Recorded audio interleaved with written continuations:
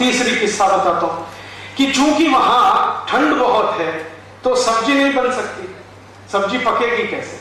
Boiling point चाहिए ना, उबाल का तो बिंदु चाहिए। दाल को पकाना हो तो दाल नहीं पकेगी, सब्जी बनानी हो तो सब्जी नहीं पकेगी। तो वहां क्या होता है, सभी सब्जियां डिब्बे में बंद होके आती है और डिब्बे बंद सब्जियों को प्लेट में निकाल के वो खाते। अब डिब्बा बंद सब्जी की विशेषता यह है कि उसमें नमक मिला के नहीं डाल सकते डिब्बे में, नहीं तो खराब हो जाती है, तो नमक ऊपर से मिलाना पड़ता है। तो यूरोप के सभी देशों में पिसा हुआ नमक खाने की ही परंपरा है, क्योंकि नमक को सब्जी प्लेट में रखने के बाद ही मिलाना पड़ता है। भारत में अब यही नकल हमने करना शुरू कर दिया। पिसा हुआ नमक हम सबके घर में आ गया, जो आज से 50 साल पहले किसी घर में नहीं होता था।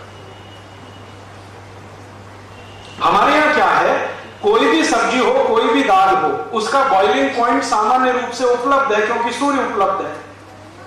तो हम जब नमक डालेंगे तो सब्जी बनाते हुए डालेंगे या दाल बनाते हुए डालेंगे, और दाल और सब्जी में नमक वही अच्छा होता है जो डेले वाला होता है, क्रिस्टल वाला होता है। वो डाल के अगर आप सब्जी बनाएंगे तो तासीर है दूसरी, और ये जो पिसा हुआ नमक डालेंगे तो बिल्कुल तासीर बदल जाएगी। और ये छोटी छोटी बातें जैसे ही बदलना शुरू करती हैं तो फिर बीमारियां आपके शरीर में घर करना शुरू करती हैं। मैं आपको एक छोटी सी बात बताता हूं, जो पिसा हुआ नमक खाना आप शुरू कर दीजिए, अपने ही घर में एक एक्सपेरिमेंट कर लीजिए।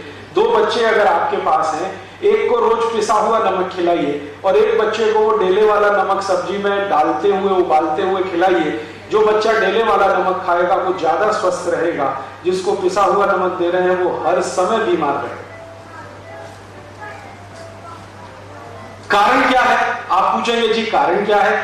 सब्जी को उबालते समय, दाल को उबालते समय जो नमक आपने डाला है, तो नमक भी उबल रहा है सब्जी के साथ, दाल के साथ। तो उसकी जो इंप्योरिटीज हैं, जो उसमें से शुद्धता नहीं है, अशुद्धता है, वो गर्म पानी के साथ कम होती जा रही है। और यहां पिसा हुआ नमक डाल दिया है तो सारी अशुद्धता के साथ गया है और आपको कुछ ना कुछ तकलीफ देने ही वाला है। और ये तकलीफ जानते हैं क्या आती है? आजकल ज्यादातर माताओं बहनों से मैं एक ही शिकायत सुनता हूं, ओ राजीव भाई हमको थायराइड की समस्या हो गई। ये थायराइड उन सभी को होने वाला है जो पिसा हुआ नमक खाएंगे। और थायराइड के दोनों ही हिस्से हैं, हाइपरथायराइडिज्म, हाइपोथायराइडिज्म, दोनों में हम फंसे हैं और हमारी करोड़ों माताओं बहनें फंसी हैं। उसका एक छोटा सा कारण है पिसा हुआ नमक।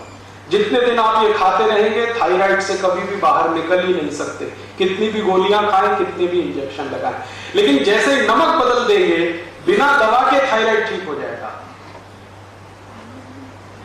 मेरे पास बहुत सारे पेशेंट आए थायराइड के, ज्यादातर माताएं आती हैं क्योंकि उनको थायराइड की समस्या पुरुषों की तुलना में ज्यादा होती है सेंसिटिविटी के कारण।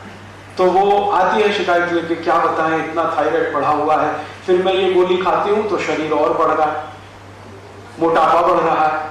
और एक महिला तो एक बार मेरे पास आई थी जिनका वजन तो मुश्किल से 60 किलो था, लेकिन शरीर देखो तो लगे 100 किलो का, जैसे फुटबॉल में हवा भर दी हो।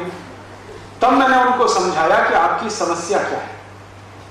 उनके समझ में आ गया। मैंने कहा बस कल से आप ऐसा करो, नमक बदल दो, पिसा हुआ नमक खत्म कर दो, डेले वाला लाओ।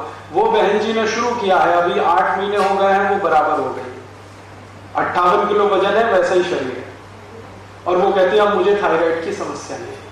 अब वो कहती है राजीव भाई मैंने लाखों रुपए खर्च कर दिए, 8 साल से मैं दवा खा रही हूं, इतने इंजेक्शन ले लिए, कहां मैं गई डॉक्टरों के चक्कर में, लेकिन किसी डॉक्टर ने ये नहीं बताया कि आप ये नमक पिसा हुआ मत खाओ।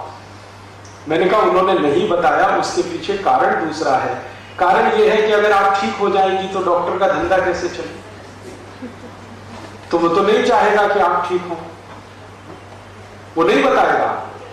जानता वो भी है, जो मैं बता रहा हूं वो डॉक्टर भी जानता है, बताएगा नहीं। तो ऐसे छोटे छोटे से हमारे अपने जीवन में बिना सोचे समझे किए गए नकल के काम हमको इतनी बड़ी समस्याओं में